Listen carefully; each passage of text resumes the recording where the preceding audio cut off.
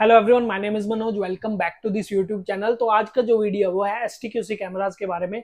आपने हमारे प्रीवियस दो वीडियोस देखे होंगे जिसमें हमने बताया कि कैसे आपने STQC कैमरास को यूज करना है, कैसे आपने NVR का फर्मवेयर अपग्रेड करना है ताकि जो STQC कैमरास है वो वन क्लिक में ऐड हो सके। तो ये सारी चीजें आपको बताई। आज के इस वीडियो में हम आपको बताएंगे कि अगर STQC कैमरास में लाइनिंग का इशू आए तो उसे आपने कैसे रिमूव करना है। अब देखिए, लाइनिंग का इशू कहीं पर भी आ सकता है, वो डिपेंड करता है आपकी साइट पर। अगर कहीं पर भी कोई शोरूम है जहां पर व्हाइट मार्बल लगा हुआ है, व्हाइट टाइल्स लगी हुई हैं, जो वॉल्स हैं उनका कलर भी व्हाइट है और साथ में जो सीलिंग है उस पर भी जो सीलिंग लाइट है वो लगी हुई है, तो उस केस में आपका जो कैमरा है वो लाइनिंग का इशू क्रिएट करेगा ही करेगा।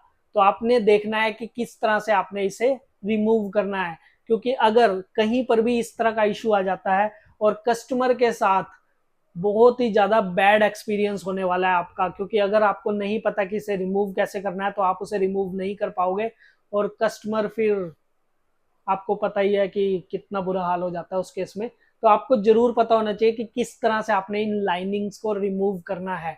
तो फटाफट से इस वीडियो को स्टार्ट करते हैं और आपको बताते हैं कि कैसे आपने CP प्लस के STQC कैमराज की लाइनिंग को रिमूव करना है। दोस्तों, अभी हम आ चुके हैं अपने लैपटॉप की स्क्रीन पर। तो फटाफट से कैमरे में लॉगिन होते हैं और यहाँ पर आप देख सकते हैं ब्लैक थिक लाइनिंग यहाँ पर नजर आ रही है। अब ये दो रीजन की वजह से आती है, या तो फ्लोर आपका व्हाइट होगा या वॉल का कलर व्हाइट होगा या फिर सीलिंग में लाइट होगी। अब ये जो लाइट है वो रिफ्लेक्ट होकर फर्श पर वापस से कैमरे के लेंस पर जाती है और उसकी वजह से ये ब्लैक थिक लाइनिंग आती है। अब इसे रिमूव करने के लिए आपने एक्सपोजर में जाना है। एक्सपोजर में जाने के बाद एंटी फ्लिकर में आप फ्रीक्वेंसी को एडजस्ट करेंगे, या तो 50 हर्ट्ज कर सकते हो या फिर 60 हर्ट्ज कर सकते हो या फिर आउटडोर पर रहने दो। ये डिपेंड करेगा लोकेशन पर, कैमरे के एंगल पर, व्यू पर, तो उसके अकॉर्डिंग आपने एडजस्ट करके देखना है। अब ये हर एक केस में अलग अलग होगा, तो आपने वन बाय वन खुद से एडजस्ट करना है। अब इसके बाद भी अगर ये जो लाइनिंग है वो रिमूव नहीं होती तो आपने देखिए एडजस्ट करना है शटर स्पीड को। अब शटर स्पीड को एडजस्ट करने के लिए आप यहाँ पर मैनुअल मोड में जाएंगे और उसके बाद यहाँ पर शटर रेंज को एडजस्ट करेंगे।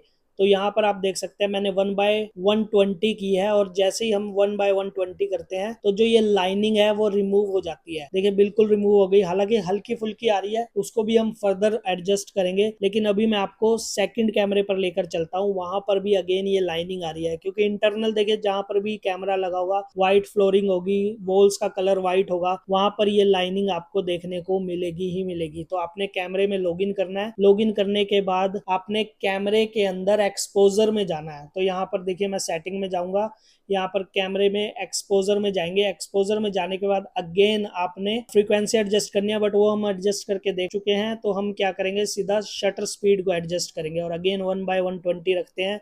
लेट्स सी कि जो ये लाइनिंग है वो रिमूव होती है या नहीं। तो यहाँ पर मैं सेव करूंगा, आप देख सकते हैं लाइनिंग रिमूव होगी बट कंप्लीटली रिमूव नहीं हुई। हल्की फुल्की लाइनिंग, जो ब्लैक लाइनिंग है वो अभी भी आ रही है, तो इसे भी हम एडजस्ट करेंगे। तो आप देख सकते हैं हम यहाँ पर कैमरा एडजस्ट कर रहे हैं और लाइनिंग आप देख सकते हैं यहाँ पर अभी भी है ब्लैक कलर की थिक लाइनिंग, हालांकि काफी लाइट हो चुकी है बट लाइनिंग अभी भी नजर आ रही है। तो उसके लिए देखिए हमें क्या करना है, तो उसके लिए हम वापस से सेटिंग में जाएंगे और अगेन शटर स्पीड को वापस से री एडजस्ट करते हैं। तो यहाँ पर मैंने 1/100 कर दिया है। तो 1/100 करने के बाद मैं अप्लाई करूंगा और अप्लाई करने के बाद आप देख सकते हैं कि जो लाइनिंग है वो बिल्कुल रिमूव हो चुकी है। So it's an hit and trial method, मतलब आपको ट्राई करना पड़ेगा। हर लोकेशन के हिसाब से, हर कैमरे के हिसाब से अलग अलग सेटिंग रहती है, तो आपको एडजस्ट करना पड़ेगा हर बार। तो अभी देखिए जो सेकंड कैमरा है उसे भी हम एडजस्ट करेंगे। यहाँ पर भी जो शटर स्पीड है इसको हम 1/100 एक बार ट्राई करते हैं करने की। तो यहाँ पर आप देखिए जैसे ही मैं 1/100 पे अप्लाई करता हूँ और यहाँ पर इसे सेव करता हूँ तो जो हमारी लाइनिंग है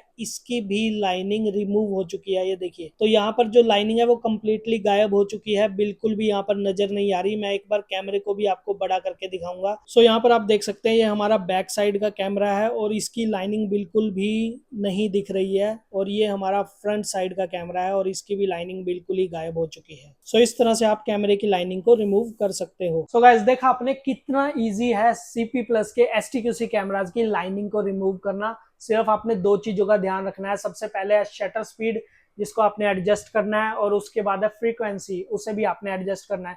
अब ये डिपेंड करेगा साइट टू साइट। ये हिट एंड ट्रायल मेथड है, मतलब कोई शॉर्ट नहीं है कि आपने इतनी शटर स्पीड रखनी है, इतनी आपने फ्रीक्वेंसी रखनी है। फ्रीक्वेंसी तो चलो 50 हर्ट्ज या 60 हर्ट्ज ही होगी, बट ऐसा कोई शॉर्ट मेथड नहीं है कि एग्जैक्ट वही पैटर्न आप फॉलो करें। ये आपको करना है साइट के हिसाब से, लोकेशन के हिसाब से एडजस्टमेंट करनी है शटर स्पीड की।